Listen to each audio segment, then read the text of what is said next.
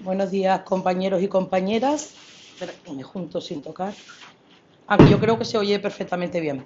Nada, ya tenemos algunos el placer de conocernos, otros no, pero estaremos a lo largo del día de hoy, pues, intercambiando circunstancias y opiniones, porque estaré muy interesada en conocer, pues, vuestros testimonios y vuestro aprendizaje.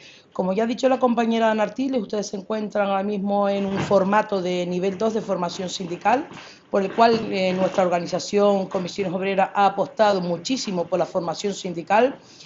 Hace algunos años, apágalo si quieres.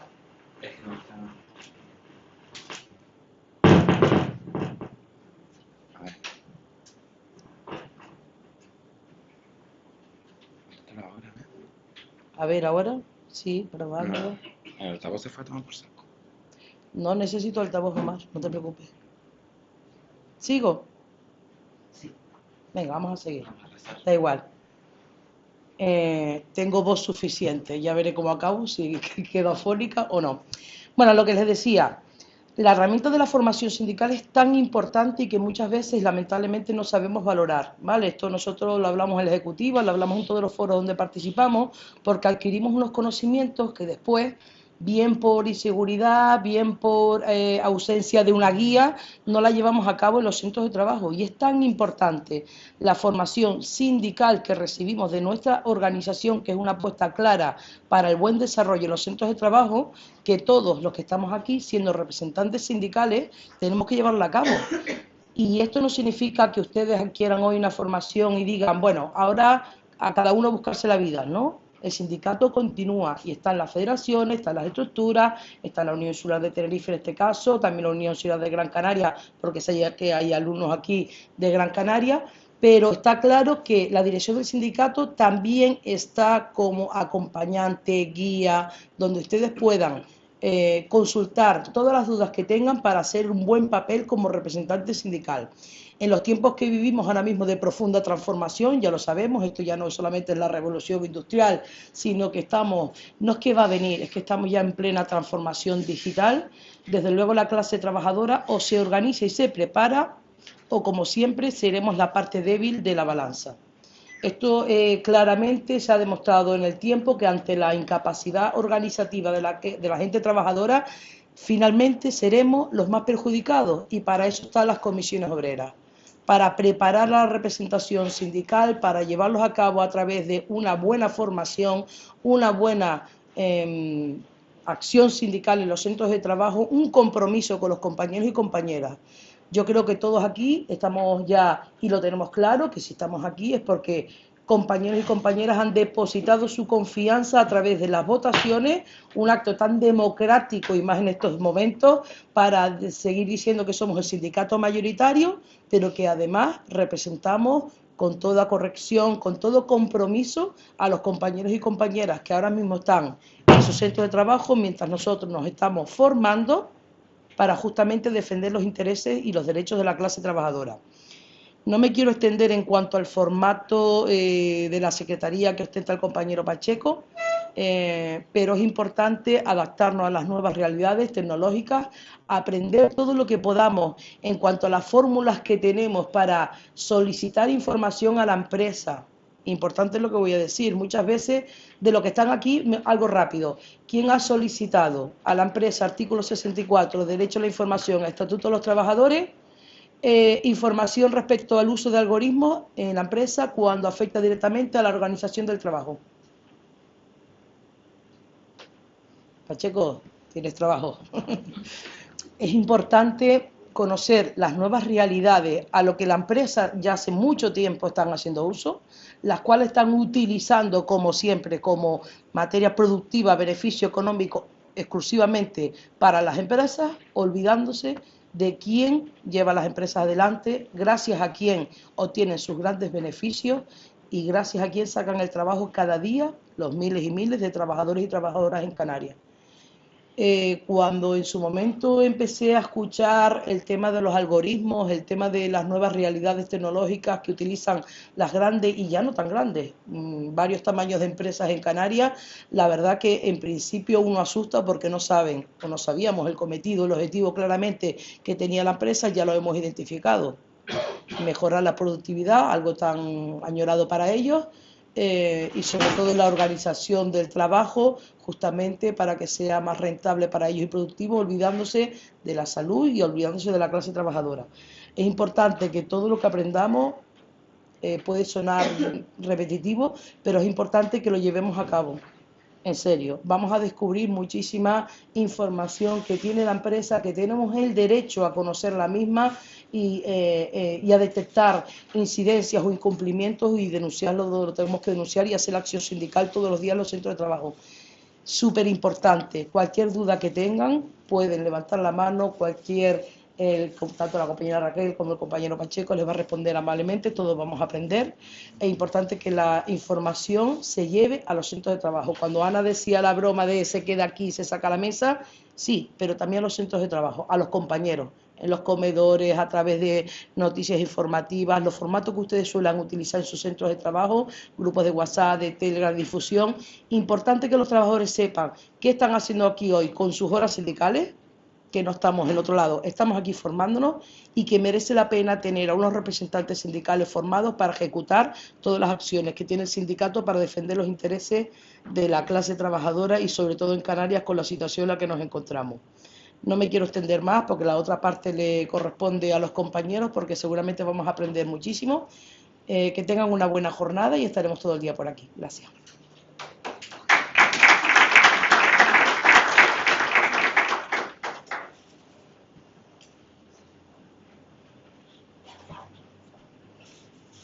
¿Dónde tienes la presentación? Y esto no tiene sentido porque lo pregunto. Sí. Hombre, tienes que acercarte. Hola. Va, sí. Probando. Sí. Bueno, tenemos unos micros de mierda.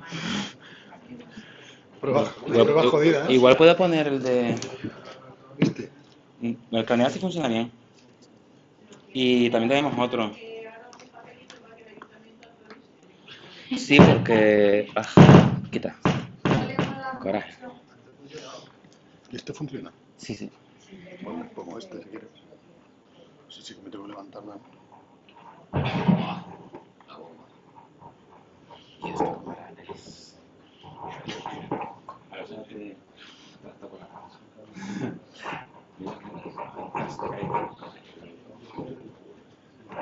Hola. Bueno, funciona mejor que este. Ahora si queréis transmito una alta o una baja del móvil. Ahí estamos. Ya está. Bueno, en primer lugar, buenos días a todas y a todos y muchas gracias por invitarme a participar de vuestra jornada de formación sindical. Me han dicho que os hable del contexto de la negociación colectiva, del marco de la negociación colectiva e intentando orientarlo a los retos que tenemos en el presente. Se habla del futuro de las relaciones laborales, yo pienso que cada vez son más presentes esas relaciones laborales que ya nos han cambiado en los últimos años y que creo que conviene que el sindicato empiece también a asumir algunos conceptos y algunas inercias nuevas de funcionamiento de nuestra práctica cotidiana de la acción sindical, porque en el mundo donde estamos confrontando ese conflicto de intereses ha cambiado de una manera muy significativa, ¿no? Yo pienso que todos somos conscientes y no hace falta hacer un alegato filosófico de cómo está cambiando el concepto de la convivencia de esta era civilizatoria con las irrupciones que estamos teniendo encima de la mesa, que decir en el contexto actual de coyuntura, si te pones a mirar en cualquier prisma del foco donde quieras mirar, más de cerca o más de lejos, está todo en una situación convulsa y claro que afecta en lo cotidiano de la vida de la gente, ¿no? Es decir, el factor, por ejemplo, más paradigmático que podemos relacionar entre lo global y lo concreto, pues está en una serie de ataques bélicos en Oriente Medio que afectan directamente a la inflación de cualquier familia, ¿no?, de nuestros vecinos y nuestras vecinas, cuando le impacta el incremento de los precios del petróleo, ¿no?, por ejemplo, en las derivadas que tiene ese incremento de los precios. Por lo tanto, la situación convulsa afecta a la cotidianidad, a las condiciones materiales de la gente y determina cómo se establecen las reglas de convivencia. Y en el marco de las relaciones laborales, pues se están produciendo cambios que yo creo que son sistémicos y que suponen un riesgo desde la perspectiva de lo colectivo, que conviene que el sindicato analice pormenorizadamente y, sobre todo, empiece a formar a sus cuadros sindicales en las nuevas orientaciones que tiene que tener nuestra acción sindical y la negociación colectiva. Ese es probablemente el objetivo principal que tenemos en este periodo de coyuntura en la organización, y en eso pues han encomendado los debates del Congreso a una serie de objetivos políticos que tenemos que desarrollar en estos próximos 4 años, 3 ya, porque esta semana hace un año que se celebró el Congreso Confederal, y entre ellos pues está precisamente relacionar los cambios que se están produciendo en el modelo productivo, fruto del impacto de estas transiciones estratégicas, ¿no?, con el marco de la propia acción sindical pura y dura de la negociación colectiva, ¿no? Y por eso se configura una secretaría como la que yo soy el titular, ¿no?, la Secretaría de Acción Sindical y Transiciones Estratégicas, pues para analizar qué impacto está teniendo en las relaciones laborales la digitalización, la lucha contra la emergencia climática o los cambios demográficos que se están produciendo, ¿no? Que decir que ahora, y aquí en esta tierra en la que estamos hoy, en las islas, ¿no?, de lo que configura, por ejemplo, el impacto de los flujos migratorios, ¿no?, y de la realidad migratoria en un momento donde estamos en pleno proceso de regularización extraordinaria de las personas migrantes, ¿no? Pues hay un cambio, evidentemente, de la propia demografía del mercado de trabajo, donde, por ejemplo, la composición del crecimiento histórico que estamos teniendo del empleo en estos últimos años en nuestro país, pues el 43% de las personas que se han incorporado al mercado de trabajo son personas migrantes. Por lo tanto, cambia la configuración demográfica.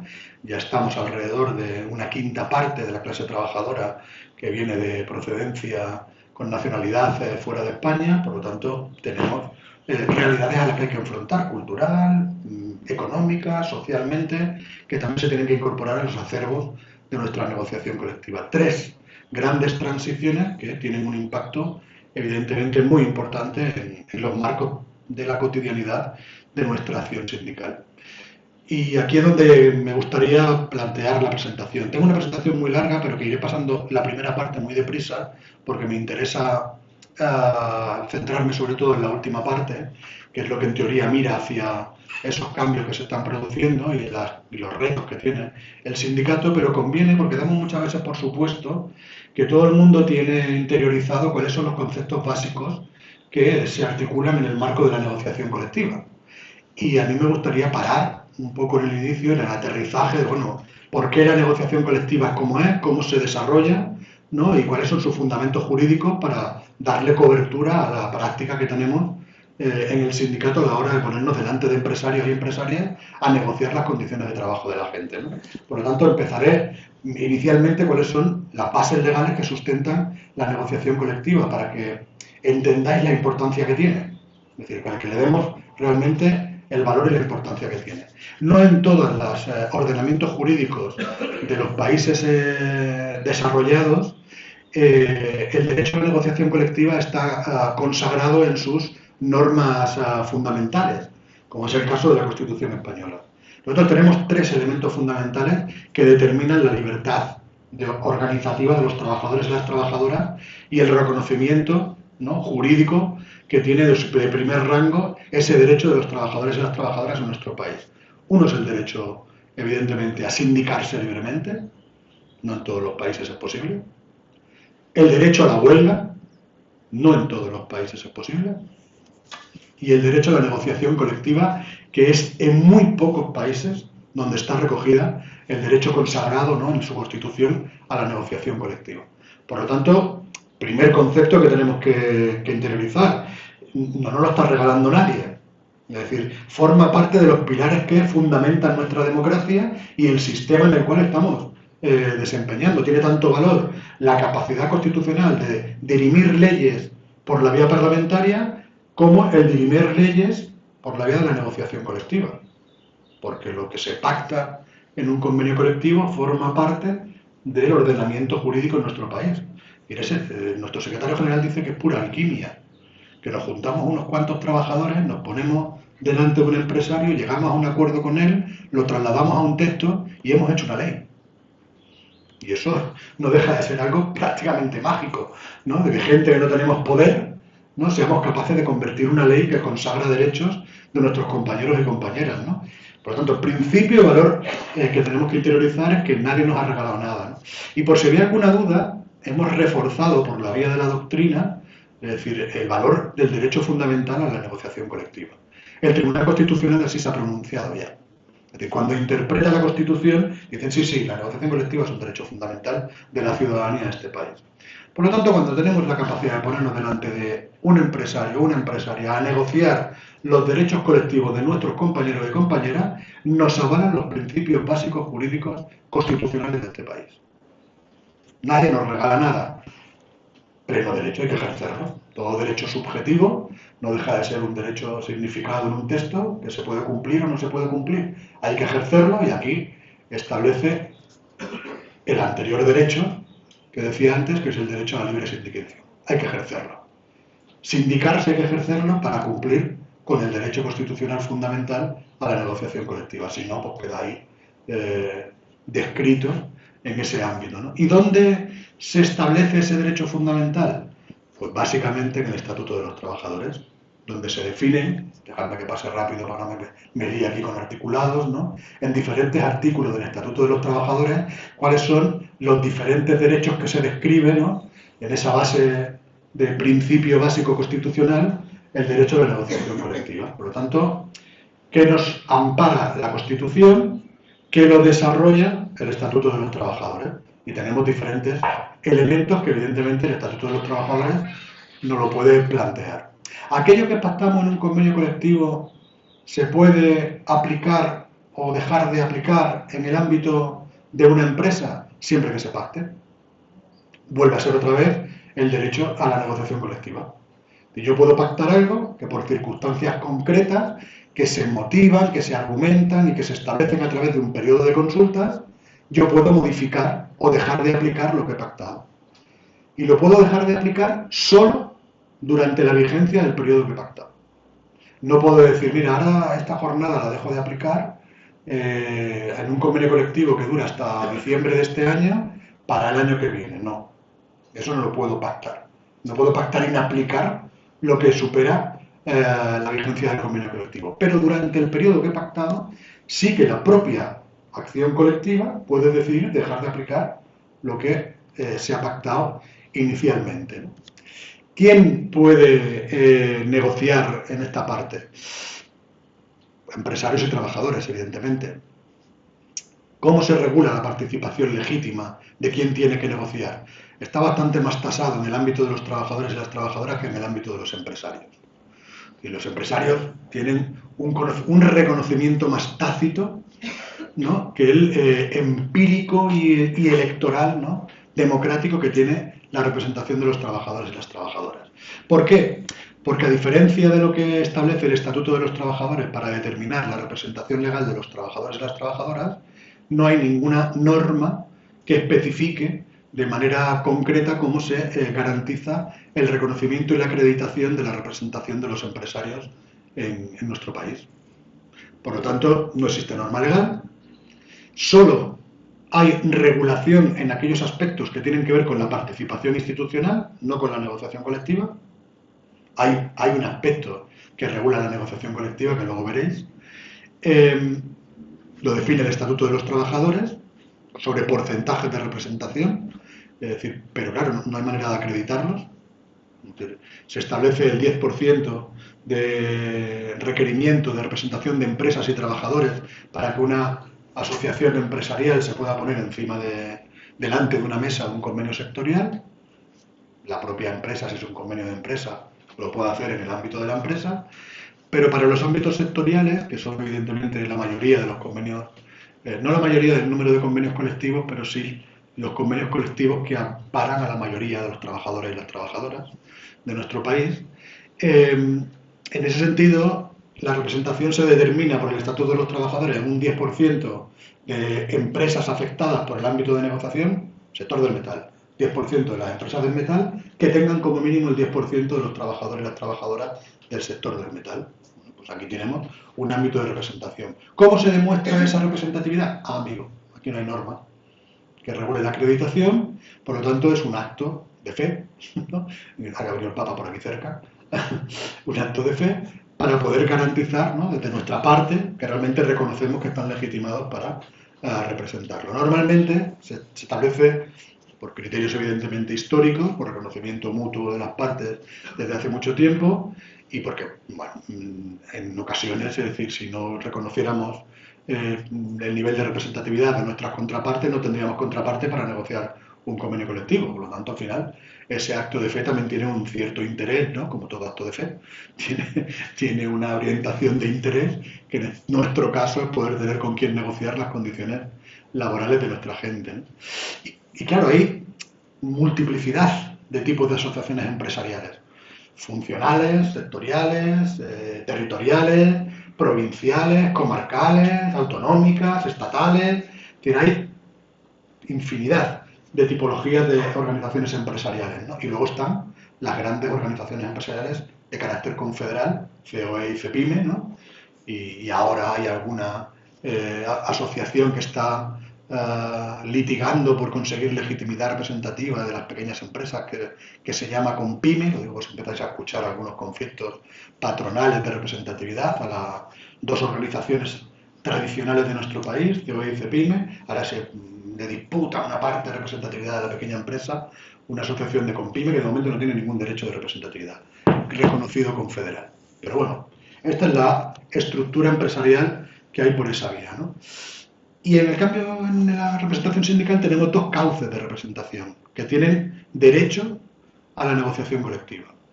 Uno, el mayoritario, que es mediante las elecciones sindicales, por el número de representantes de trabajadores y trabajadoras que tienen en cada uno de los ámbitos de negociación. Es decir, en el ámbito de empresa, pues el resultado de las elecciones sindicales en la empresa, en función de su composición representativa, la mayoría, la minoría, etcétera. Y en el ámbito sectorial, pues aquellas también que superen el 10% de los trabajadores y las trabajadoras de ese ámbito, ¿no?, ganadas por las elecciones sindicales, o el 15% en caso de las comunidades autónomas, siempre y cuando la afectación tenga en el territorio correspondiente a esa comunidad autónoma. Ejemplos más clásicos de la representación autonómica en algunos convenios sectoriales de carácter autonómico o estatal, pues la CIGA, ELA o LAB, los sindicatos gallegos, los sindicatos vascos que tienen una representatividad en su comunidad autónoma muy representativa, muy mayoritaria, y participan de esos procesos de negociación. La mayoría, evidentemente, corresponden a otro rango de representatividad que normalmente están representados por comisiones obreras UGT. Aparece en algunos casos algún tercer sindicato, ¿no?, en el ámbito de lo público, la CESIF o los sindicatos de enseñanza, más profesionales y corporativos, en algunos sectores de servicios, el sindicato FETICO, por ejemplo, que también tiene ámbitos de derecho de representación, pero muy mayoritariamente esa representación mayoritaria mediante las elecciones sindicales la ostentamos comisiones UGT y, dejarme que lo diga, comisiones obreras como primera fuerza sindical, porque siempre, a mí me gusta decirles a todo el mundo que el sindicato mayoritario hay uno, más representativo más, pero mayoritario hay uno, el que gana. No hay dos. Por lo tanto, que no se apunten a ser tan mayoritarios como nosotros, que primero que nos ganen. Y no nos ganan. Y luego la otra vía es por la vía de la afiliación, por la vía de la representación afiliativa sindical. Es decir, cuando estamos constituidos sindicalmente mediante un colectivo de afiliados y afiliadas en secciones sindicales en las empresas, podemos participar en los convenios de empresa por vía delegada de los comités desde las secciones sindicales en las mesas de negociación. Es decir, el comité de empresa le delega a las secciones sindicales constituidas en la empresa que formen parte de la comisión negociadora. siempre se hace por acuerdo del comité. Por lo tanto, por la vía afiliativa hay un acceso de derecho de representación legítima para negociar convenios colectivos.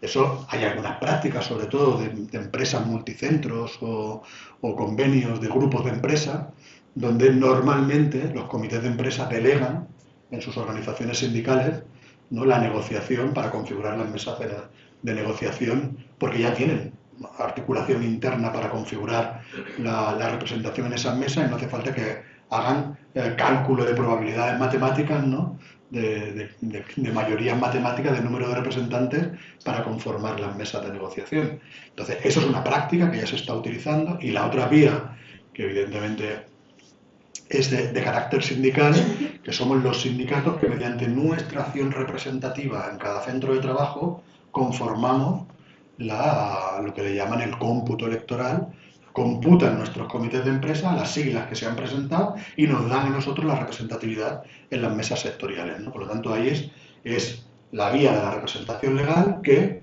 evidentemente, le confiere la legitimidad representativa a los sindicatos por los cuales se han presentado en las elecciones sindicales para que conformen las mesas de los convenios sectoriales. Por eso es tan importante ganar las elecciones sindicales, ¿eh? Porque si la mayoría de trabajadores y trabajadoras están afectados por un ámbito de convenios colectivos de carácter sectorial y la legitimidad representativa de esas mesas de negociación depende del resultado de las elecciones sindicales, pues ganar o no ganar las elecciones sindicales nos da poder o no nos lo da en la mesa de negociación del convenio sectorial. Por lo tanto, el primer mensaje que lanza alguien que viene desde la acción sindical y no desde los equipos de extensión electoral es que el primero o la primera que gana o pierde unas elecciones sindicales es el que está en el convenio colectivo. Si el que está en el convenio colectivo no está pensando en el desarrollo organizativo del sindicato, pues pan para y hambre para mañana. Hoy negociamos un convenio, pero si palmamos la extensión electoral, al siguiente a lo mejor no lo negociamos, no lo pactamos. Eso es muy importante, por lo que explicaré al final en este sentido, ¿no? Por lo tanto, ya tenemos el valor jurídico de la negociación colectiva, tenemos la legitimidad representativa, quién lo negocia, y luego cómo se articula el convenio colectivo. Hay diferentes convenios colectivos que ya más o menos he ido explicando, ¿no? Tenéis ámbitos de negociación colectiva que no solo son convenios colectivos. La negociación colectiva va más allá del propio convenio, ¿no? Tenemos acuerdos marco, por un lado, acuerdos interprofesionales por otro, y acuerdos de negociación colectiva, como puede ser un expediente de regulación de empleo, un plan de igualdad. Es decir, hay diferentes espacios de la negociación colectiva que no solo son convenios, ¿no?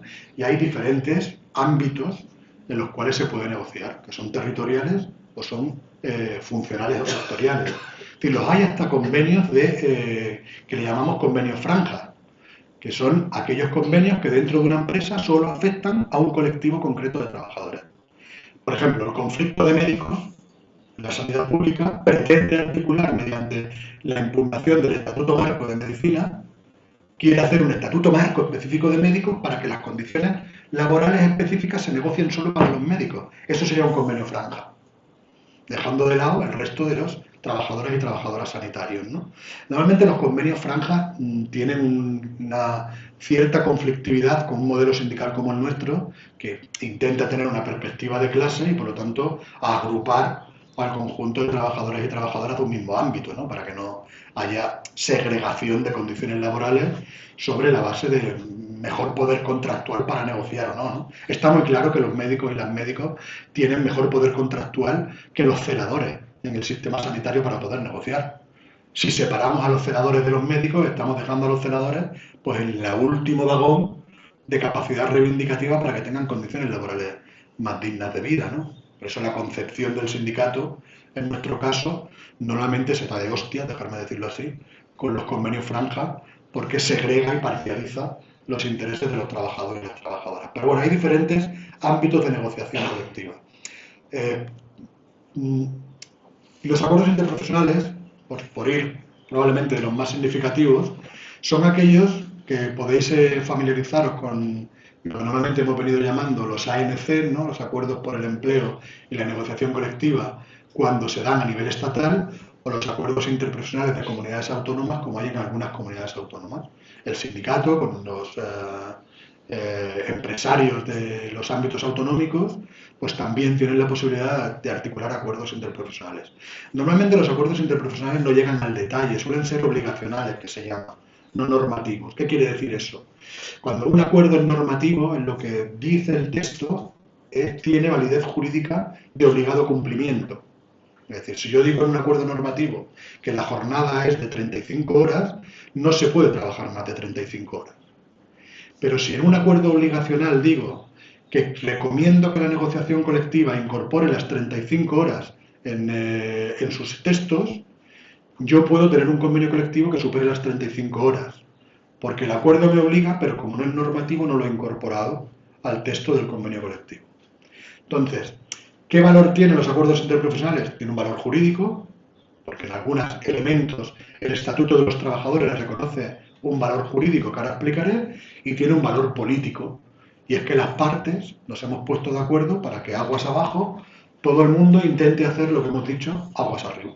Es decir, los más representativos pues dicen a sus organizaciones, ¿no? La COE a sus patronales, comisiones a sus organizaciones en todo el territorio, ¿no? Como es el caso del Acuerdo por el Empleo en Negociación Colectiva, que si los salarios hemos dicho que tienen que incrementarse un 4%, nosotros vayamos a los convenios colectivos a no pactar nada por debajo de un 4%. Luego la vida dirá, pero nuestra posición es que tenemos que defender porque eso está pactado por arriba, ¿no? Ese es el valor político que tiene. Y el valor jurídico se lo concede el Estatuto de los Trabajadores precisamente en la articulación de la negociación colectiva. Es decir, un acuerdo interprofesional puede decir cuál es el valor jerárquico de cada uno de los ámbitos de negociación. Si el acuerdo estatal tiene un valor sobre los acuerdos autonómicos, si los acuerdos autonómicos tienen un peso de fuerza jurídica sobre el acuerdo provincial, y estos a su vez tienen uno sobre el acuerdo de empresa, o no. O dicen que el acuerdo autonómico, porque así lo habilita el Estatuto de los Trabajadores, tiene mayor prevalencia que el acuerdo estatal, por lo tanto cambia el rango jerárquico de mayor a menor, porque lo hemos decidido las partes. ¿Qué valor tiene el acuerdo interprofesional? La autonomía de las partes para definir cómo se articula la negociación colectiva. No hay una regla básica, sino que determina a las partes que puedan decidir cómo la negociación colectiva le damos valor jerárquico. ¿Por qué digo esto? Porque en el ámbito sectorial nos encontramos con muchos elementos de conflictividad entre ámbitos de aplicación. Es decir, si el acuerdo estatal está por encima del acuerdo provincial, acuerdos, por ejemplo, el acuerdo de arte que se acaba de pactar ahora por comisiones obreras, tiene un elemento de conflictividad que lo ha expresado la UGT, pero que también nos ha aparecido en algún territorio. Sí, el acuerdo provincial del comercio del textil o de los comercios general está por encima o por debajo del acuerdo nuevo creado por el acuerdo de arte, ¿no?, de la distribución de grandes distribuidoras del textil. Bueno, pues eso es un elemento de conflictividad de concurrencia que los acuerdos interprofesionales los pueden clarificar recogiéndolo. ¿Hay muchos acuerdos interprofesionales territoriales? No muchos. Los hay, además, para cosas muy concretas, para materias muy concretas que están determinadas en el Estatuto de los Trabajadores. Lo que sí que hay es una larga tradición de acuerdos interprofesionales de carácter estatal, que vienen ya con algunos años, ¿no?, incluso pretéritos al que aquí os hablo, ¿no?, que vienen determinándose desde hace mucho tiempo, desde el año 97. Se vienen determinando acuerdos interprofesionales a nivel estatal, que han intentado orientar los cauces mayoritarios de la negociación colectiva. El último acuerdo, el quinto acuerdo, sobre todo ha tenido una referencia muy importante en cuanto a los incrementos salariales. Es decir, ha sido muy utilizado en los convenios colectivos durante estos 3 años anteriores, utilizando las referencias de incrementos salariales que tenía el acuerdo por el empleo y la negociación colectiva. Ahora estamos en la negociación del 6º acuerdo, vamos a tener más dificultades. La patronal está en otra lógica, no quiere abrir elementos de referencia para la negociación colectiva, entiende que los suyos están a llegar, que por lo tanto la necesidad de regar con sus pingües beneficios a los incrementos salariales para que tengamos más renta disponible le puede favorecer que si entran los suyos bajen impuestos, por ejemplo el IRPF, y eso así ganemos nosotros poder de renta sin necesidad de incrementar los salarios. Claro, si cobro 100 y pago 10 me quedan 90, si cobro 100 y pago 5 me quedan 95, el empresario sigue pagando 100, a mí me quedan 95. Pero claro, lo que no le quedan son a los servicios públicos para que luego tengamos evidentemente financiación suficiente, porque como no pagamos, los empresarios no pagan, para que poder tener las condiciones evidentemente de los servicios públicos. Están en esa. Por lo tanto, no quieren abrir un proceso que suponga un incremento de salarios en la negociación colectiva, en cada convenio colectivo, por eso no quieren hacer referencia, porque están esperando que llegue lo suyo al poder. Entonces, bueno, ahí vendrá luego la última fase de lo que os explique, para ver cómo afrontamos los retos que tenemos de presente ya, como os decía, ¿no? Y luego tenemos pues, los diferentes ámbitos de negociación de los convenios colectivos, que están o son territoriales o son funcionales. Normalmente son los dos. Son ámbitos territoriales y funcionales. Se determinan por sector y por territorio. El convenio estatal de la química, pues es un ámbito territorial con un ámbito sectorial. El convenio provincial del metal, pues normalmente tienen ámbitos de carácter funcional y sectorial, ¿no? Llegas a bajar pues, al de empresa, al convenio franja, como os decía antes, tanto no me enrollo.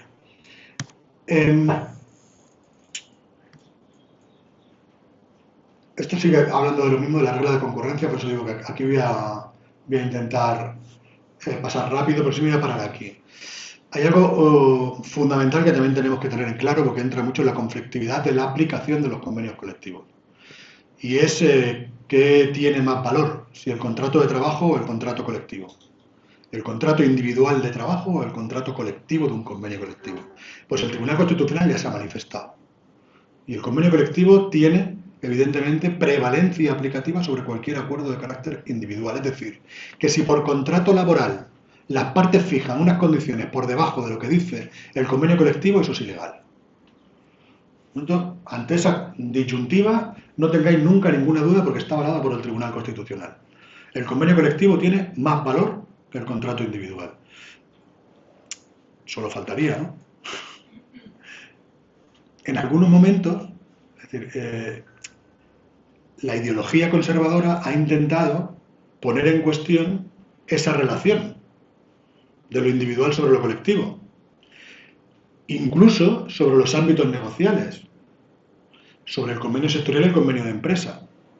En la anterior reforma laboral, el convenio de empresa tenía prevalencia de aplicación sobre el convenio sectorial, es decir, tú a un convenio del comercio aquí o de la hostelería en Canarias, que fija unas condiciones para el conjunto de los trabajadores y trabajadoras de la hostelería, tú le podías hacer un convenio de empresa, los hoteles Meliá, es decir, hacen un convenio de empresa que tenga un 10% por debajo del salario del convenio sectorial. Eso en la anterior reforma laboral se podía hacer. Con la actual reforma laboral, que pudimos derogar ese apartado, ningún convenio de empresa puede ir por debajo del convenio sectorial. Y el Constitucional dice que ningún contrato individual puede ir por debajo del convenio colectivo. El rango de jerarquía, en este momento, la actual normativa le da prevalencia a lo que pactamos colectivamente. Y cuando digo colectivamente, aquellos espacios donde más se construye solidaridad entre trabajadores porque va ampliando el ámbito de afectación, superando pues, el núcleo de la empresa o el contrato laboral, ¿no? Por eso yo creo que también es un concepto que tengamos que plantearnos, ¿no?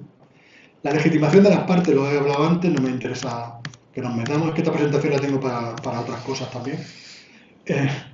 Y el contenido de la negociación colectiva, que son contenidos mínimos legales, tampoco me interesa hoy que entremos en ello. Me interesa que hablemos de otros contenidos más de presente y de futuro, ¿no? Pero bueno, hay una regla básica, no puede haber un convenio colectivo que pacte por debajo del Estatuto de los Trabajadores, ¿no? No puede haber un convenio colectivo que vulnere algunas otras leyes que afectan al ámbito del trabajo o tangencialmente al mundo del trabajo, leyes de protección de datos, de derechos de información y transparencia. Es decir, hay alguna serie de leyes que no están en el Estatuto de los Trabajadores que evidentemente obligan al convenio colectivo a ser respetadas. O las propias limitaciones que se puedan establecer en ese rango jerárquico que yo os decía. Es decir, yo no puedo pactar en un convenio colectivo provincial de la química lo que dice el convenio estatal de la química.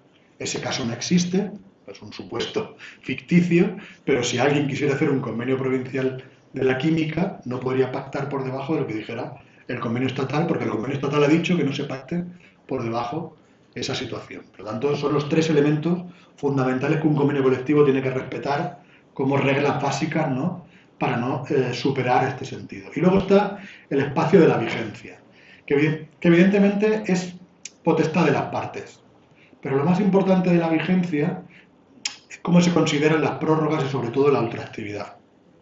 Si la ultraactividad nos obliga a que a un año del vencimiento del convenio colectivo tenemos que poner en marcha los mecanismos que tenga el convenio colectivo de mediación o arbitraje para superar el bloqueo de la negociación.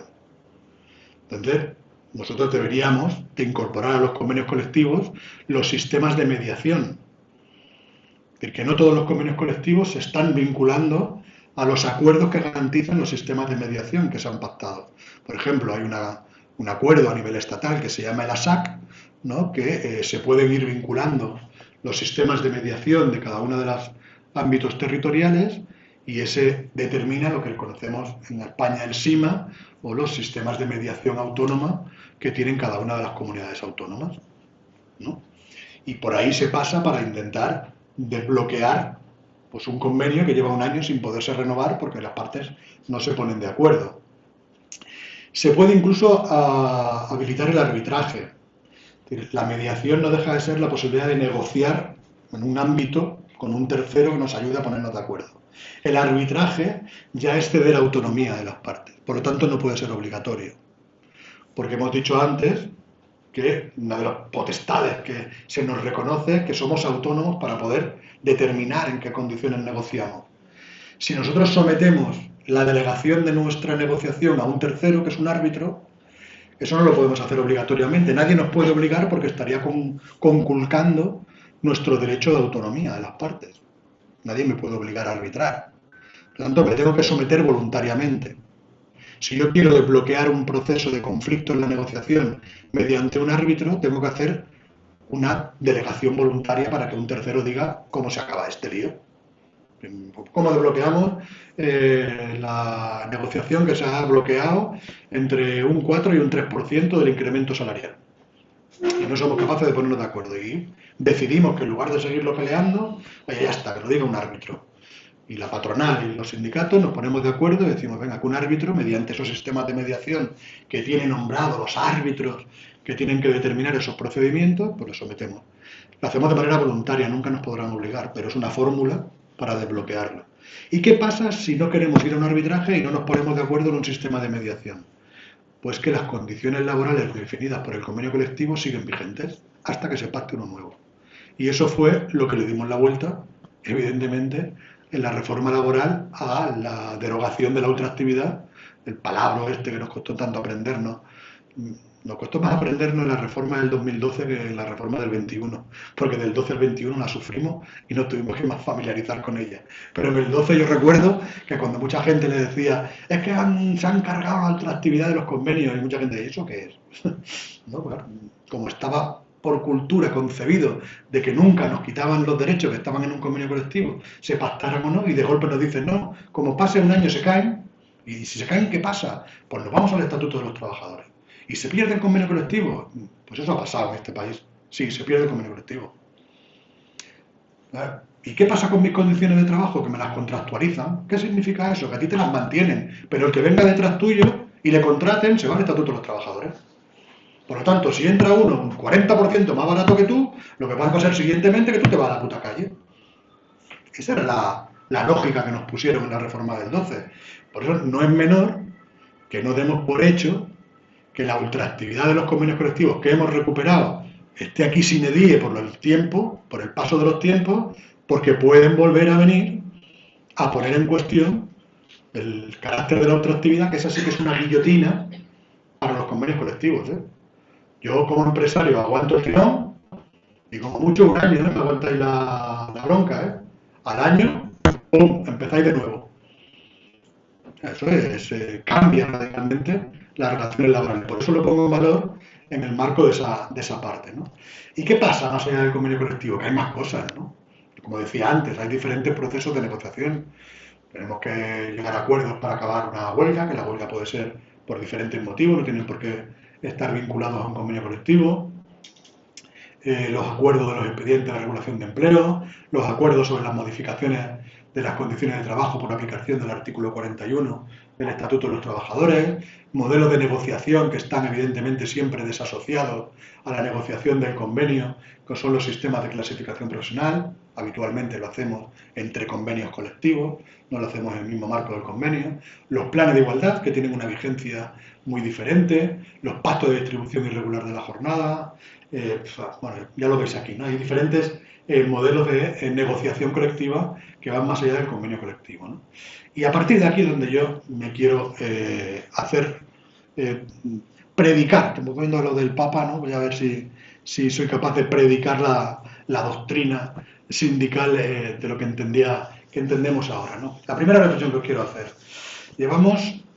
Os he hablado de la reforma laboral y de las crisis de la negociación colectiva anterior a la reforma del 21, pero es que desde la reforma del 21 hacia aquí, bueno, yo diría desde el año 2020, en la pandemia hacia aquí, que ya son 6 años, hemos vivido un periodo probablemente donde más ha proliferado la capacidad de articular derechos mediante el diálogo social y la concertación social. Hemos tenido muchísima norma que ha jugado a favor de los intereses de la clase trabajadora, que ha mejorado condiciones de vida de la clase trabajadora, nunca suficientes, pero ha mejorado condiciones de vida de la clase trabajadora. Hemos tenido además un acuerdo por el empleo y negociación colectiva que os decía antes, que ha sido una referencia muy clara para desbloquear las negociaciones de los convenios colectivos sin mucha conflictividad.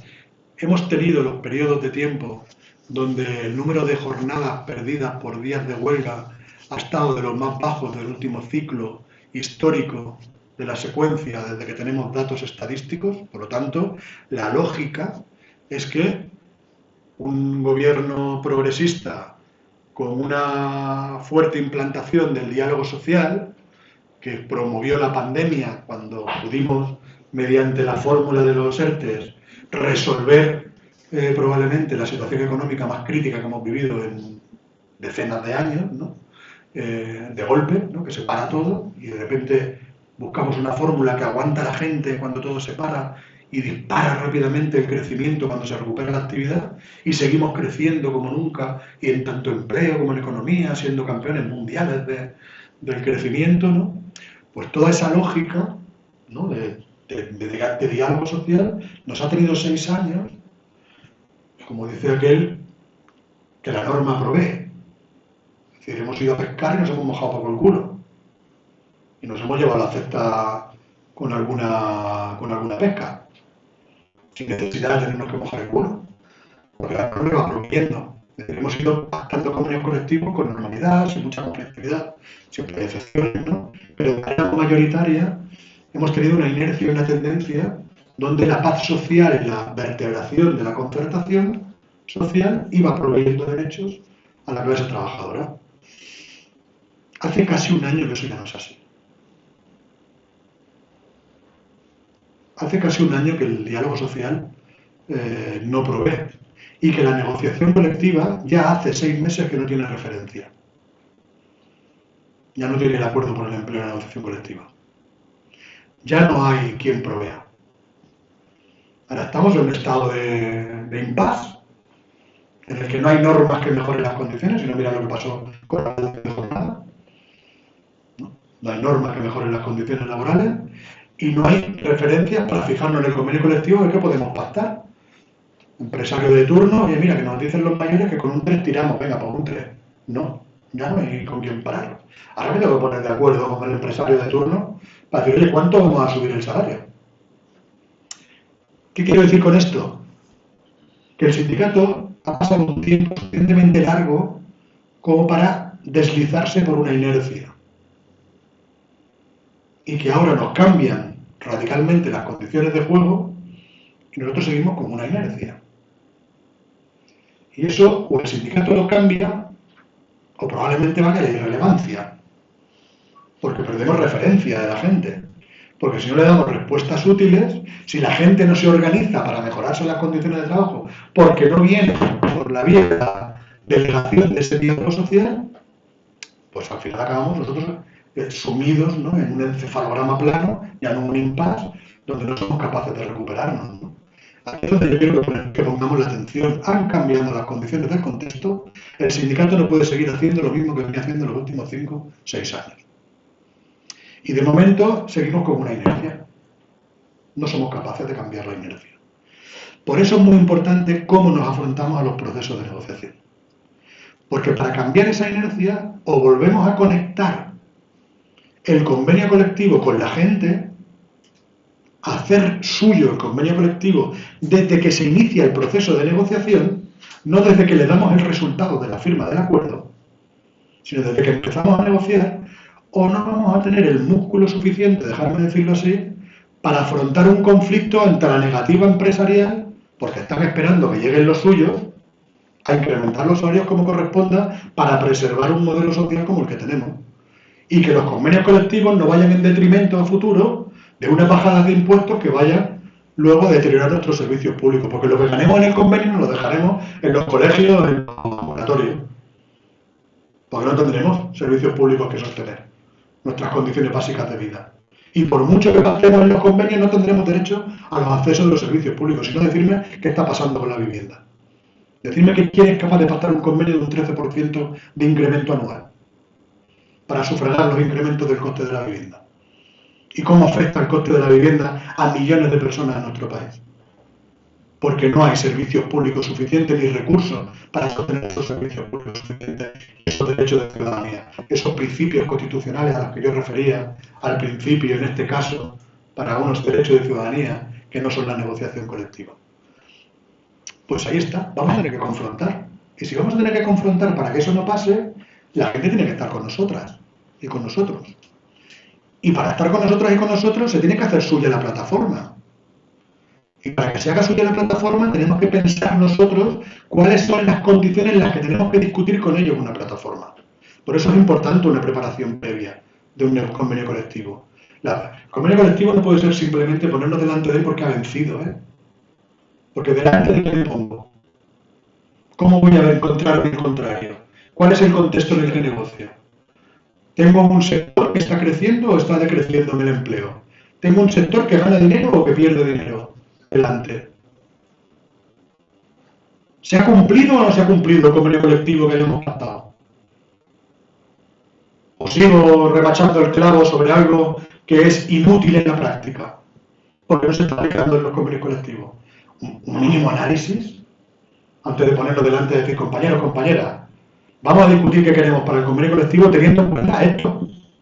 No vaya a ser que le llevemos a pedir la luna y no tengamos posibilidad de conseguirla, o le vayamos a decir, no pidáis mucho y su empresario se está forrando. Un cierto análisis tenemos que tener de preparación de la negociación colectiva. El sindicato está trabajando instrumentos para facilitar eso, para acceder a esa información.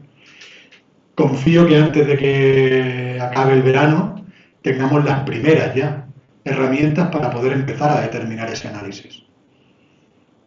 Por un proceso de digitalización interna, que va a utilizar lo que va a explicar Raquel de la inteligencia artificial y del procesamiento de datos para que nosotros podamos utilizar esas herramientas en favor de lo que nos interesa, que es conocer el estado de situación de donde tenemos que negociar los convenios colectivos, ¿no?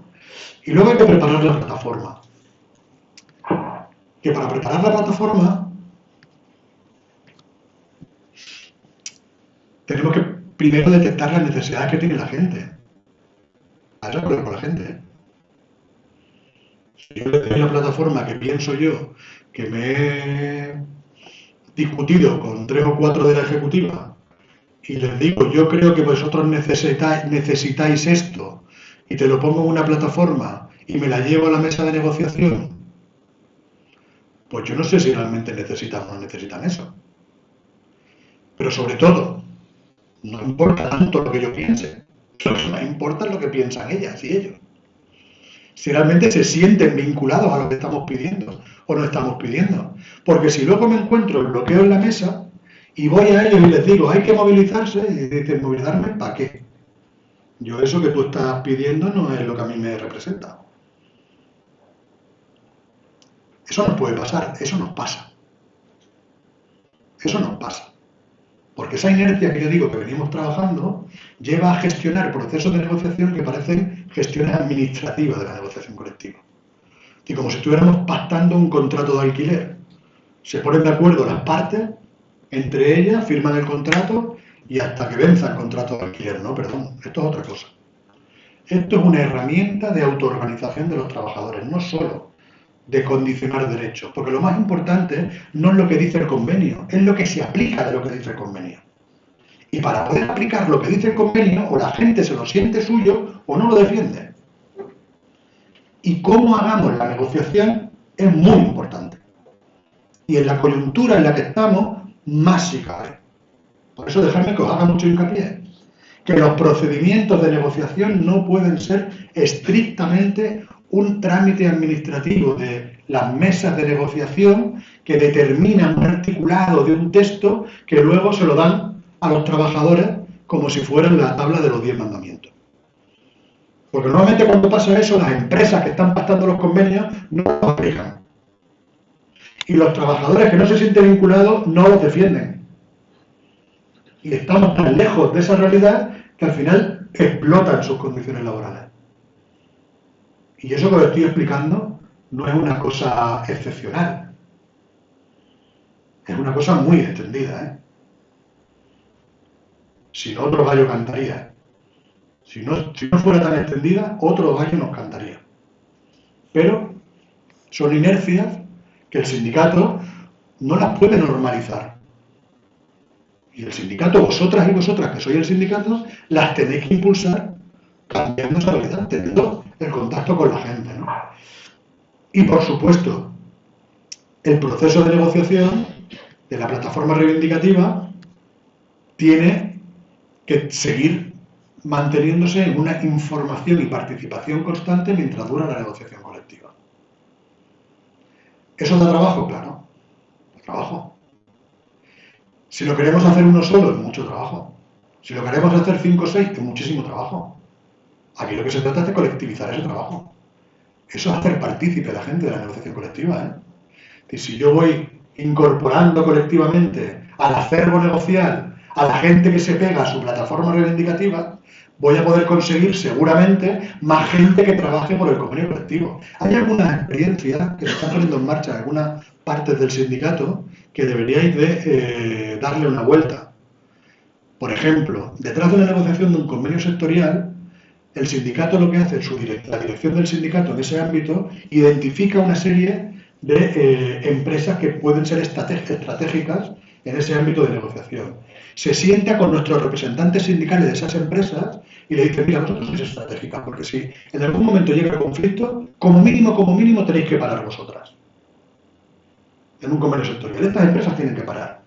Y además necesitamos que no solo hagáis eso, sino que vosotros hagáis un proceso de extensión del convenio colectivo. Que os vayáis a otras empresas a ir explicando lo que está pasando en el convenio colectivo. Y le llaman colectivos de... ¿Cómo le llaman un ámbito? Las personas convenio le llaman. Y establecen un colectivo donde a estos son los primeros que les están informando desde la mesa negociadora. Reúnen a esas personas convenios que han identificado y les informan directamente a ellos. Y estos, que tienen un plan de extensión, pues han repartido una serie de empresas de su entorno, le explican a las empresas de su entorno lo que está pasando en el convenio colectivo. El resultado de ese proceso de negociaciones es que son capaces de ir a la huelga. Conozco 2 que han ido a la huelga, 2 de 2 convenios importantes que han ido a la huelga, uno estatal, como el convenio de la química, y otros provinciales, como los convenios del metal, por ejemplo. Con esa fórmula han ido a la huelga, y no solo han ido a la huelga, que han conseguido un buen acuerdo, y no solo han conseguido un buen acuerdo, sino que han incrementado por encima de un 15% su afiliación. Yo no sé si es esa. Esa a lo mejor puede servir para ese modelo de sector. Pero hay que darle vueltas. Aquellos que estáis delante de los procesos de negociación, hay que darle vueltas de cómo organizamos la participación articulada de la gente en el proceso de negociación del convenio colectivo. Si queremos realmente que el convenio colectivo sea de la gente, sea un elemento de conflictividad, pueda realmente arrancar derechos, se pueda defender luego para cumplirlo, porque es muy importante luego cumplirlo. Eso es lo más planteado. Llega el momento de tomar la decisión de la firma, ¿no? Es un momento siempre conflictivo. Y yo quiero hacer una reflexión en este sentido. Yo he preguntado en varias ocasiones así a la gente del sindicato, ¿cuántas veces te has puesto delante de una negociación de un convenio colectivo? ¿Ha llegado el momento final o has considerado que es el momento final? ¿Y te has encontrado entre la disyuntiva de firmar o movilizarte? ¿Cuántas veces te has decidido movilizar sobre las veces que has decidido firmar?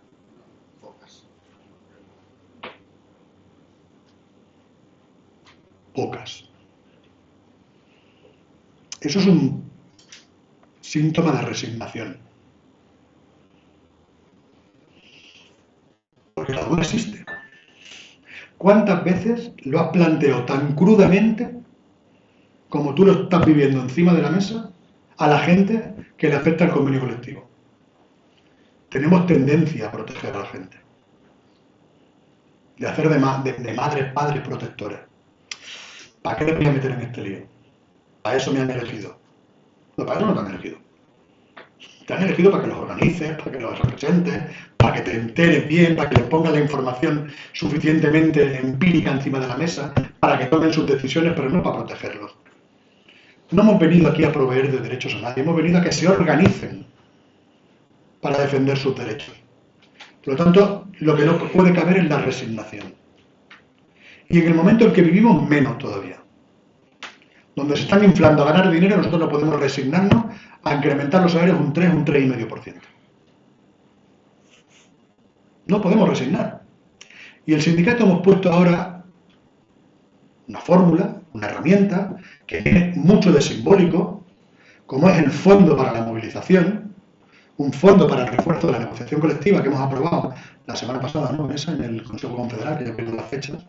La semana pasada el Consejo Confederal, donde para este año, para el año que viene, vamos a poner 4 millones de euros para que en aquellos espacios donde más se bloquea la negociación colectiva por su debilidad sindical, por su fragilidad o vulnerabilidad, por las precarias condiciones laborales, puedan sostener una huelga aunque cobren salarios de miseria. Porque el sindicato le pone dinero para sostener una huelga. Con la firme voluntad de mandar un mensaje explícito de que no cabe la vía de la resignación. Que ante la disyuntiva del mal acuerdo o el acuerdo insuficiente o la movilización, no renunciemos a la movilización. Porque el contexto que pone en cuestión nuestro papel y utilidad, por un lado, por lo que azotan los valores de la democracia, y porque las condiciones económicas no las vamos a encontrar como las que tenemos ahora en mucho tiempo, o las revertimos en mejoras de condiciones de vida de la gente, o se nos pasa el arroz. Y esa es la propuesta que hemos puesto encima de la mesa con la firme voluntad de, un lado, desbloquear a la gente con mayores dificultades de pelearse un convenio colectivo, pero que esto lance un mensaje para los que tienen condiciones de pelearse un convenio colectivo. De que la resignación no cabe en este periodo. Entonces, ante la firma de los acuerdos, no puede dirimirse la posición del sindicato sin tener el pulso de la gente. Y el pulso de la gente no lo tomamos a la hora de decidir esto es lo que traigo, sí o no, ¿eh? Eso es meterle una patata caliente a la gente, como el globo ese que te va a explotar. Es porque todo el proceso previo lo he estado trabajando para que cuando lleguemos aquí tomemos una decisión evidentemente deliberada, consciente y concertada entre nosotras y nosotros. Y que el sindicato no sea un ministerio que provee derechos a nadie, sino que ha organizado ese conflicto, porque si aquí dicen no vamos a la huelga, sean conscientes y organizadamente han decidido que vayan a la huelga porque el acuerdo no es todavía suficiente. O al revés. Cuando digan todo este trabajo tiene un fruto y este es el final. Por lo tanto, firma.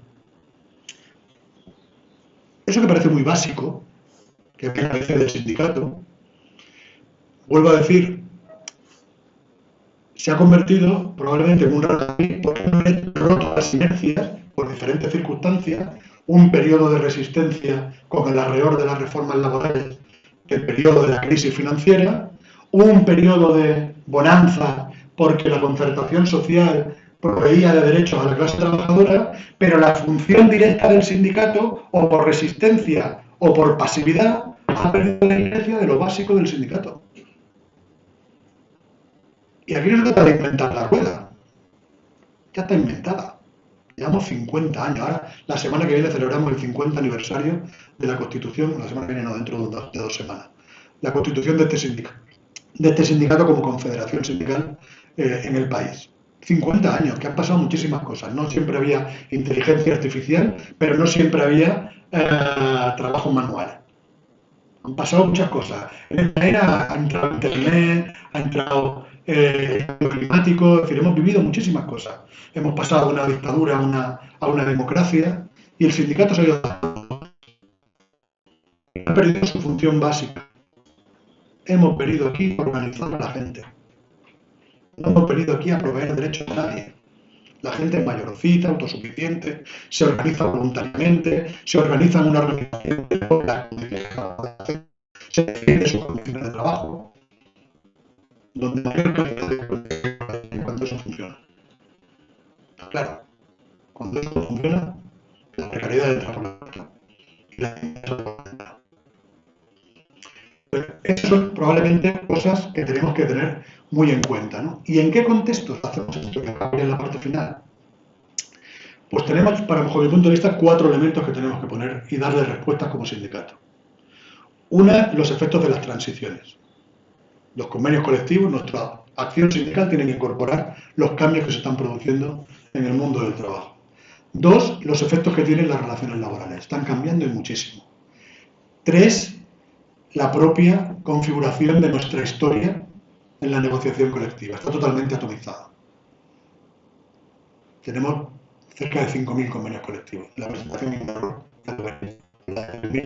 tenemos cerca de 5.000 convenios colectivos. Y la otra es la baja densidad sindical. ¿Qué es la densidad sindical? ¿Cuántos afiliados tenemos? Sí. Pero sobre todo, ¿cuánta influencia ejerce la afiliación del sindicato? Yo puedo tener muchos afiliados, pero no hacer nada. Por lo tanto, influyo poco. Bueno, realmente, ¿cuánta gente organizada? Porque podemos tener afiliados por ofrecerles asesoramiento jurídico o descuentos de no sé qué. Pero luego cuando voy a tocar el pito para ir a una movilización no los encuentro. No hay densidad sindical. Densidad sindical es afiliados organizados, afiliadas organizadas, ¿no? ¿Cuáles son los efectos de la transición? Los convenios colectivos tienen que promover materias que regulen y promuevan estos procesos productivos. Y los convenios colectivos tienen que empezar a pensar en cómo se reinvierte las plusvalías de las empresas en el sistema de empleo, en todo este proceso de cambio. Si yo hablo de economía circular, una economía lineal, una economía circular, hay nuevos procesos de trabajo que yo tengo que intentar intervenir. Si no quiero que los cambios se vayan por el derrotero de la nada, ¿no? Que al final los cambios hagan obsoleta a la empresa y que la empresa se vaya a tomar por culo. Que estamos haciendo, por ejemplo, en las negociaciones de la transición justa del sector energético en este país. Se están cerrando las centrales de ciclo combinado para reducir el impacto del CO2 y se están buscando alternativas en los territorios afectados para que pueda haber ese escenario. Eso es negociación colectiva. Eso es buscar alternativas al empleo cuando los cambios cambian el sector de la actividad económica y pone en riesgo las empresas. Entonces nosotros, en lugar de dar por amortizadas y obsoletas las empresas, tenemos que apostar por una reorganización y reorientación del negocio de las empresas para mantener el empleo. Eso se puede hacer de diferentes planos, desde las políticas públicas, desde la promoción de la atracción de las inversiones privadas, de la negociación colectiva, disputando los beneficios empresariales para que no solo se vayan a reparto de dividendos, sino que vayan cambiando y transformando el sentido de las empresas. Debemos incorporar nuevos criterios de protección a las personas porque cada vez estamos viviendo situaciones extremas más recurrentes y más a menudo, como son las catástrofes climáticas. Vosotros lo visteis aquí en el caso del volcán, ¿no?, de La Palma, tuvieron que dirimirse de manera sobrevenida una serie de sistemas de protección de los efectos que tenía la erupción del volcán en las personas. En La Dana de Valencia pasó lo mismo, en los incendios del verano pasado en las provincias de León o Extremadura no pasó lo mismo. Hay que establecer sistemas protocolizados. ¿Qué pasa cuando sucede una cosa de estas? Que no tengamos que salir de manera reactiva a proteger a la gente, sino al revés. Que tengamos los sistemas, los tengamos protegidos. Lo tenemos que incorporar a los convenios colectivos, sobre todo ¿no?, que es lo que determina una afectación bastante más amplia. Oye, pues si se decide que cuando salta una alarma de nivel 2 se teletrabaja, pues se teletrabaja, no hace falta que me lo diga una ordenanza de la comunidad autónoma, porque lo tengo pactado en el convenio colectivo. Hemos aprobado ahora, hemos lanzado públicamente una guía de actuación sobre catástrofes climáticas del ámbito confederal que hemos presentado la semana pasada, que yo os recomiendo que la incorporéis a vuestro conocimiento, a vuestro estado de formación sindical, ¿no? O los sistemas de movilidad, como decía, y de trabajo sostenible, ¿no? Tenemos la transición digital, que no me enrollaré porque Raquel os explicó detenidamente cómo se pueden incorporar medidas a la negociación colectiva por el impacto de la digitalización y, sobre todo, la inteligencia artificial, y todas las medidas que os decía de ese cambio demográfico, sobre los retos de los cambios de las personas, que tenemos que incorporar también a los convenios colectivos. Es decir, tenemos que establecer... ahora se habla mucho del conflicto del asentismo, ¿no? Y tenemos muy claro que hay un proceso de envejecimiento de la población trabajadora en cuanto a la pirámide de edad. Se está corrigiendo por la entrada de personas migrantes, pero sobre todo por las personas de ámbito nacional se está teniendo una pirámide de edad que va envejeciendo. Eso determina una concepción diferente de la prevención de los riesgos laborales. Tiene las mismas características de una persona de 20 años, una de 55, a la hora de determinarse la prevención de los riesgos laborales. Tiene que promover procedimientos, esas características, ¿no? O lo que significa transitar por este mundo cambiante, ¿no?, en periodos donde la vida laboral de las empresas puede ser más disruptiva que la que era hace 30 años. Yo, por ejemplo, entré en el año 2021 y hasta que cerró en el año 2020 estuve en la misma empresa. Eso hoy es impensable, ¿no? 30 años en la misma empresa. Hay disrupciones de la vida laboral de la gente que va cambiando de empresa, incluso de sector y de actividad. La formación adquiere un importantísimo mayor que la que tenía en la época que yo trabajaba, ¿no? Y los sistemas de formación de los convenios colectivos pueden ser un elemento de sindical, y en cambio determina fundamentalmente las condiciones de empleabilidad de las personas trabajadoras que están vinculadas a los convenios colectivos, ¿no? Tanto hay elementos que tenemos que darle una vuelta. O el papel de las personas jóvenes, ¿no? Se sigue con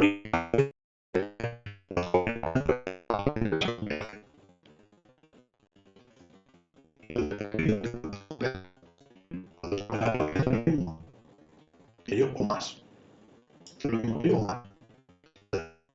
Elementos de inclusión que los convenios no solo que garantizar las condiciones, sino que tenemos que penalizar. Entonces creo que ahí, y sabéis que hay una cosa, donde descansos salariales, régimen de turno, hay cosas que los convenios colectivos favorecen la antigüedad, que no son más que elementos discriminatorios para las jóvenes del seno de la plantilla. Ahora, si queremos incorporar la igualdad de condiciones, jóvenes deben de construir un futuro de gente organizada, ¿no?, y sindicalizada, pues también le tenemos que ofrecer un escenario de trabajo donde no se sientan pues el último mono que ha entrado en la empresa, ¿no?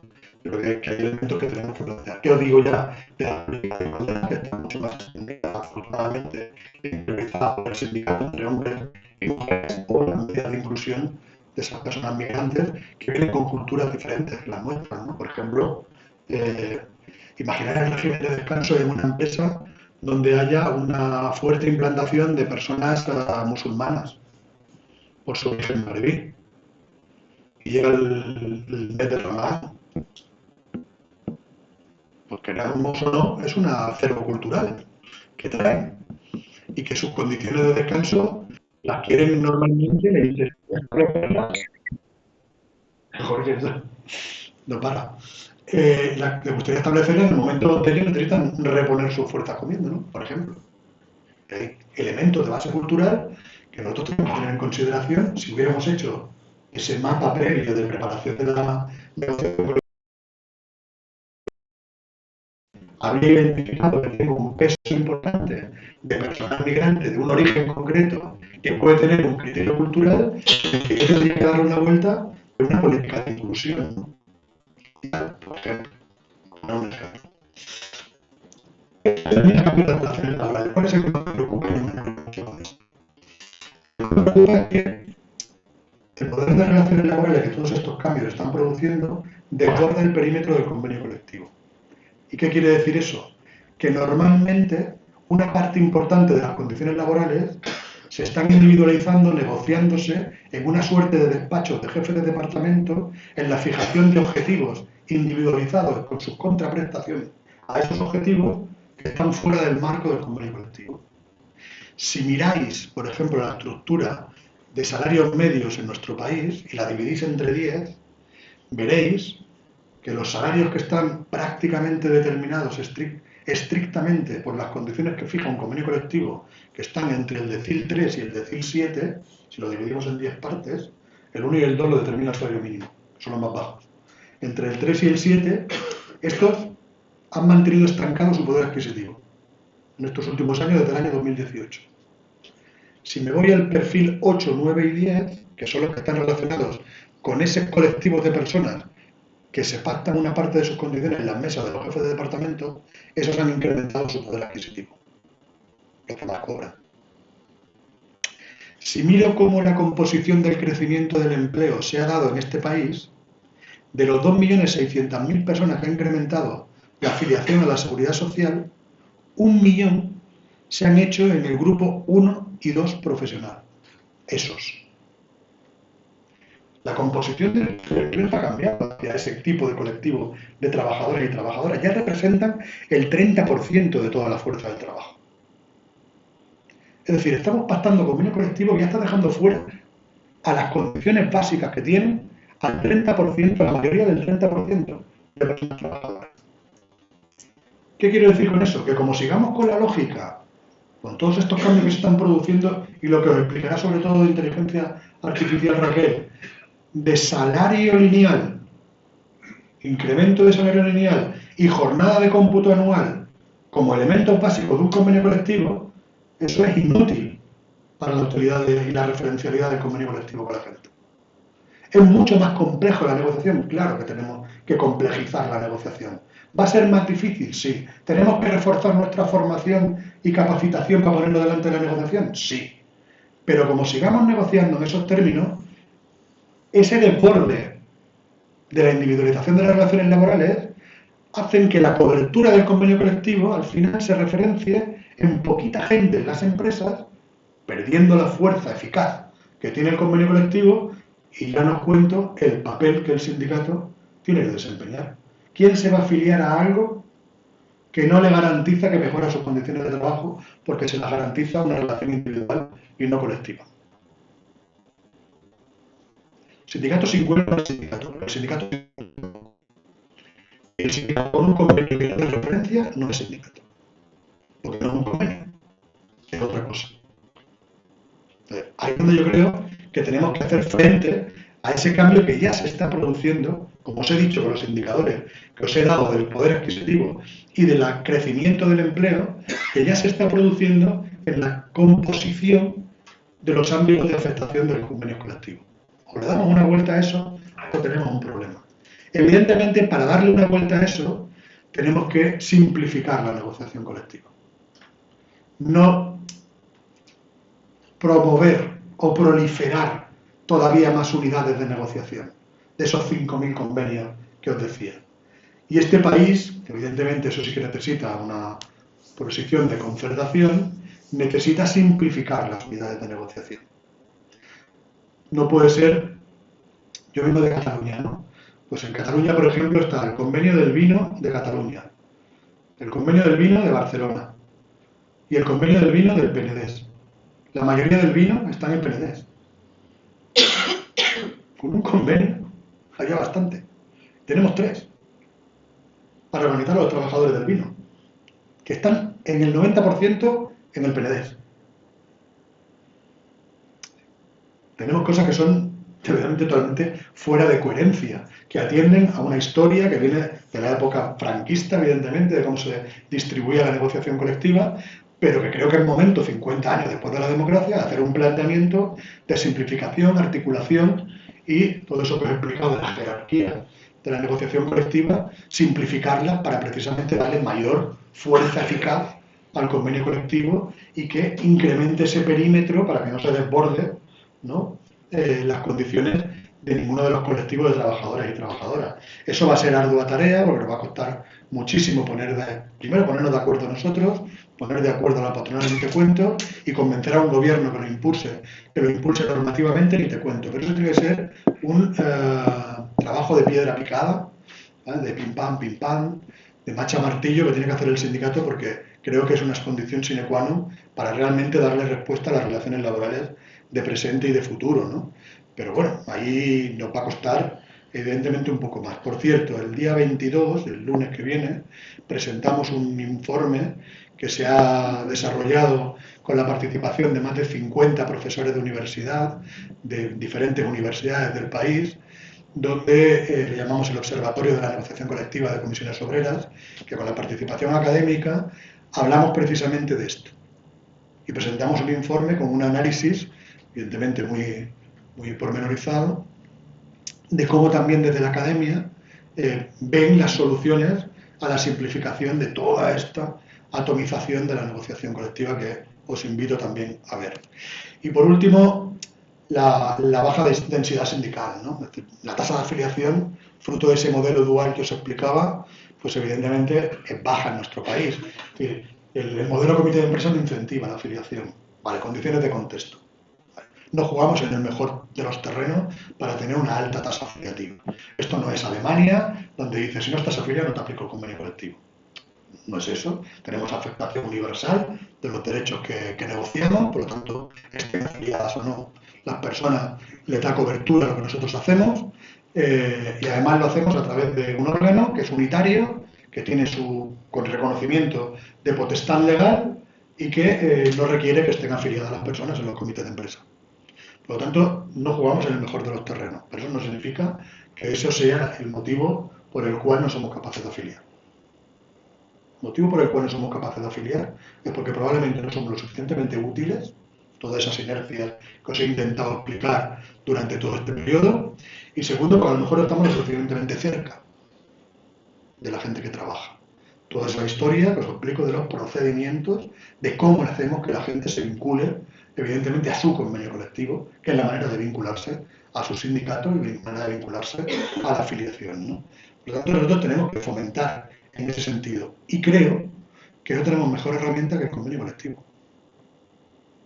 Si nosotros queremos incrementar la afiliación, el convenio colectivo tiene que ser un instrumento organizador de los trabajadores y las trabajadoras. Y por eso vuelvo a lo que decía. El primer protagonista de mejorar la representatividad del sindicato, tanto en las elecciones sindicales como en la afiliación, sois los que negociáis convenios colectivos.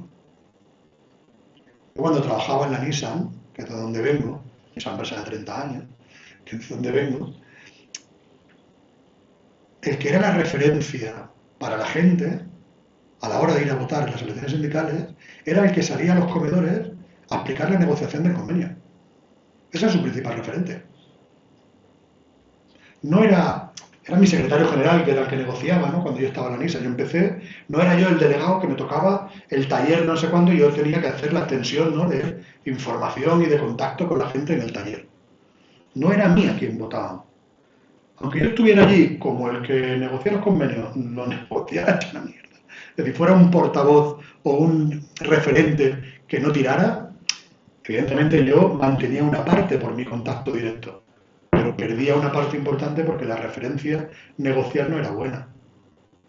Y la gente se referenciaba, nosotros ahora, cuando sobre todo participamos en las estructuras, participamos de los convenios sectoriales, vamos, negociamos el convenio colectivo, hemos llegado a un nivel de especialización. El que negocia convenios colectivos, ya no se dedica a otras cosas en el sindicato, en muchos ámbitos, no en todos afortunadamente, pero en muchos ámbitos que parece que estamos subcontratando a los equipos de elecciones sindicales la representatividad del sindicato. Oiga, ustedes, departamento comercial, vayan ustedes ahora y hagan del sindicato un poquito más grande. Vendan el convenio que yo he hecho. No, hombre, no. Eso no puede funcionar así. Cuando uno acaba el convenio colectivo y después de todo lo que he explicado de cómo lo firma el convenio colectivo, cuando la gente dice hasta que hemos llegado, firmamos el convenio colectivo, acto seguido tiene que hacer una campaña de extensión del convenio colectivo desde los ámbitos también de acción sindical para que el convenio colectivo se aplique. ¿Qué es la mejor manera de ponerme delante de la próxima plataforma? Que cuando haya trabajado durante todo el periodo del convenio colectivo, haya estado con la gente, haya reforzado la organización de la gente, haya afiliado a la gente y cuando haya vencido el convenio colectivo tenga mejor condiciones de negociación que las que tenía cuando firmé el anterior. Y para eso hace falta la gente de acción sindical. Y el sindicato no puede seguir externalizando la comercialización de sus procesos de elecciones sindicales. Hay que politizar también las elecciones sindicales. Y politizarlas no es que vayamos simplemente con la conflictividad entre siglas, que también, si no Vanessa me cruja, que también. Se trata de que llevemos politizada, es decir, colectivizada a la gente y organizada en la defensa de la aplicación de su convenio colectivo. Y eso que, vuelvo a decir, es básico, me parece, que con esta última firmina a cabo, me parece que es lo fundamental y básico de lo que quería explicar. Tenemos unas condiciones jurídicas que determinan el valor de la negociación colectiva, tenemos un contexto histórico de cómo funciona la negociación colectiva, evidentemente que tanto en marco de representatividad y en la atomización de la negociación colectiva no es el idóneo, pero es el que hemos construido durante tantos años y tenemos un reto importantísimo que yo creo que es de cambio paradigmático, que probablemente, como explicará Raquel, es seguramente un cambio civilizatorio, que las relaciones de trabajo no pueden seguir siendo interpretadas por el sindicato con las mismas inercias que hasta ahora y que tiene que el sindicato volver a adaptarse a un nuevo cambio real del mundo del trabajo, evidentemente desde el conocimiento, desde la concienciación, desde lo empírico, de lo que tocamos cada día en cada centro de trabajo y sobre todo de la interrelación en lo que conforma probablemente el mayor escenario de inteligencia colectiva que tiene la sociedad de este país, que es las comisiones obreras. No hay ningún espacio donde podamos confluir, compartir y evidentemente construir pensamiento, posición y sobre todo solidaridad y acción como son las comisiones obreras. Y abierto a lo que queráis y muchas gracias.